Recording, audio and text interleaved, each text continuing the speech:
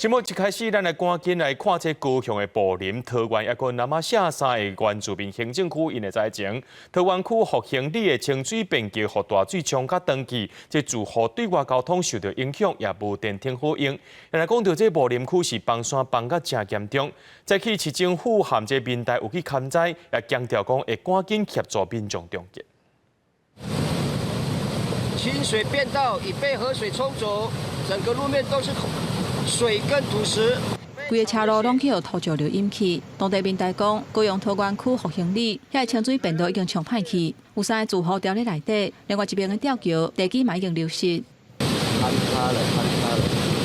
当地对外路袂通，佮停电，后民众烦恼厝内食的物件冻无久，希望市府赶紧甲路修理好势。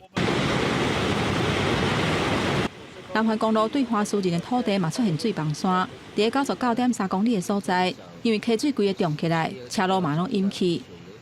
人员还有物资，都处在安全的状态，但是目前就是断路、封路、断水、断电，还有通讯的部分也都没有。木林区嘛出现大面积崩塌，电线又断去，连电火条嘛倒去，下晡市府甲民代去勘灾。